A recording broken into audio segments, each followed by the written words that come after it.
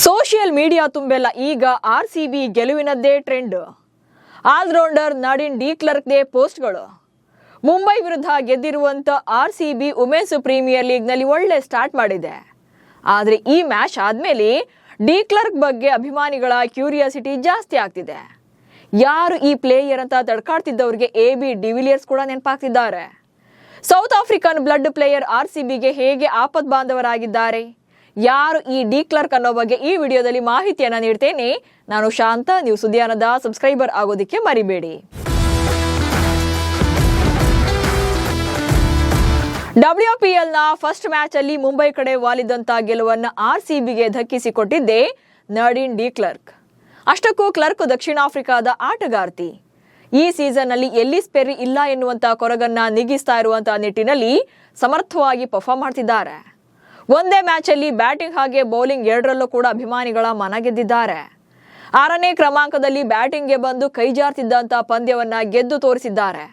44 ಎಸೆತಗಳಲ್ಲಿ ಅಜೇಯ 63 run ಗಳಿಸಿದ್ರು. ಹಾಗೆ bowling ನಲ್ಲೂ ಕೂಡ 4 ವಿಕೆಟ್ಗಳನ್ನ ಬೇಟೆಯಾಡಿದ್ರು. ಕ್ಲರ್ಕ್ ಅವರ ಇದೇ ಪ್ರದರ್ಶನಕ್ಕೆ ಫ್ಯಾನ್ಸ್ ಕೂಡ ಕ್ಲೀನ್ ಬೌಲ್ಡ್ ಆಗಿದ್ದಾರೆ. ಸೋಷಿಯಲ್ ಮೀಡಿಯಾದಲ್ಲಿ ಆಲ್ರೆಡಿ ಇವರ ಹವಾ ಶುರುವಾಗಿದೆ. ಸೌತ್ ಆಫ್ರಿಕನ್ ಬ್ಲಡ್ ಡಿವಿಲಿಯರ್ಸ್ಗೆ ಹೋಲಿಸಿದ ಫ್ಯಾನ್ಸ್. ಆರ್ಸಿಬಿ ಮೆನ್ಸ್ ತಂಡಕ್ಕೆ AB ಡಿವಿಲಿಯರ್ಸ್ ಆಪತ್ ಬಾಂಧವ ಅನ್ನೋದು ನಿಮ್ಗೆಲ್ಲ ಗೊತ್ತೇ ಇದೆ. ಹಾಗೆ ಈಗಲೂ ಕೂಡ ಮೈದಾನಕ್ಕೆ ಬಂದು ಸಪೋರ್ಟ್ ಮಾಡ್ತಾರೆ. ಡಿವಿಲಿಯರ್ಸ್ ಕೂಡ ಹಾಗೆ ಡಿ ಕ್ಲರ್ಕ್ ಇಬ್ರು ಕೂಡ ಸೌತ್ ಆಫ್ರಿಕಾ ಮೂಲದ ಆಟಗಾರರು. ಹೀಗಾಗಿ ಆಫ್ರಿಕನ್ ಬ್ಲಡ್ ಆರ್ಸಿಬಿ ಪಾಲಿನ ಆಪತ್ ಬಾಂಧವರು ಅಂತ ಪೋಸ್ಟ್ಗಳನ್ನ ಹಾಕ್ತಿದ್ದಾರೆ.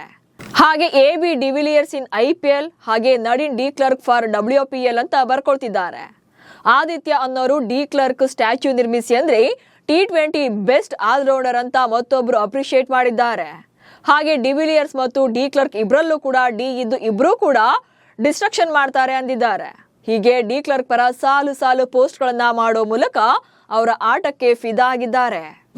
ವುಮೆನ್ಸ್ ವಿಶ್ವಕಪ್ ನಲ್ಲೂ ಮಿಂಚಿದ್ದ ಡಿ ಕ್ಲರ್ಕ್. ಸೌತ್ ಆಫ್ರಿಕಾ ತಂಡದ ಸ್ಟಾರ್ ಆಲ್ರೌಂಡರ್ ಆಗಿರುವಂತ ಡಿ ಕ್ಲರ್ಕ್ ಕಳೆದ ವರ್ಷ ನಡೆದಂತ ವುಮೆನ್ಸ್ ವಿಶ್ವಕಪ್ ನಲ್ಲೂ ಕೂಡ ಅಬ್ಬರಿಸಿದ್ರು. ಅದರಲ್ಲೂ ಅಕ್ಟೋಬರ್ 9ರಂದು ಮಹಿಳಾ ವಿಶ್ವಕಪ್ ಏಕದಿನ ಪಂದ್ಯದಲ್ಲಿ ಭಾರತದ ವಿರುದ್ಧ ದಕ್ಷಿಣ ಆಫ್ರಿಕಾ ತಂಡಕ್ಕೆ ಗೆಲುವನ್ನ ದಕ್ಕಿಸಿಕೊಟ್ಟಿದ್ರು. ಈ ಪಂದ್ಯದಲ್ಲಿ ಮೊದಲು ಬ್ಯಾಟಿಂಗ್ ಮಾಡಿದಂತ ಭಾರತ 251 ರನ್ಗಳನ್ನ ಕಲೆ ಹಾಕಿತ್ತು. ಈ ಟಾರ್ಗೆಟ್ ಬೆನ್ನತ್ತಿದಂತ ದಕ್ಷಿಣ ಆಫ್ರಿಕಾ 81 ರನ್ಗಳಿಗೆ 5 ವಿಕೆಟ್ ಕಳ್ಕೊಂಡಿತ್ತು. ಸೊ ಇಂಥ ಟೈಮಲ್ಲಿ ಡಿ ಕ್ಲರ್ಕ್ ಅದ್ಭುತ ಪ್ರದರ್ಶನ ನೀಡಿದ್ರು. ಈ ಪಂದ್ಯದಲ್ಲಿ 54 ಎಸೆತಗಳಲ್ಲಿ 8 ಬೌಂಡ್ರಿ ಹಾಗೆ 5 ಸಿಕ್ಸರ್ಗಳ ನೆರವಿನಿಂದ ಅಜೇಯ 84 ರನ್ ಸಿಡಿಸಿ ತಂಡಕ್ಕೆ ಗೆಲುವನ್ನ ತಂದುಕೊಟ್ಟಿದ್ರು. ಇನ್ನು ಡಿ ಕ್ಲರ್ಕ್ ಈಗಾಗಲೇ ದಕ್ಷಿಣ ಆಫ್ರಿಕಾ ಪರ 3 ಫಾರ್ಮೆಟ್ಗಳಲ್ಲಿ ಪದಾರ್ಪಣೆ ಮಾಡಿದ್ದಾರೆ.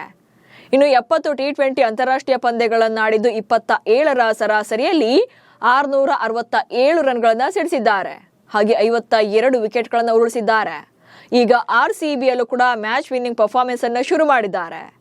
ಮುಂದಿನ ದಿನಗಳಲ್ಲೂ ಕೂಡ ಬ್ಯಾಟಿಂಗ್ ಮತ್ತು ಬೌಲಿಂಗ್ ಎರಡರಲ್ಲೂ ಕೂಡ ರಿಯಲ್ ಗೇಮ್ ಚೇಂಜರ್ ಆಗೋದ್ರಲ್ಲಿ ಅನುಮಾನವೇ ಇಲ್ಲ. ನಮಸ್ಕಾರ.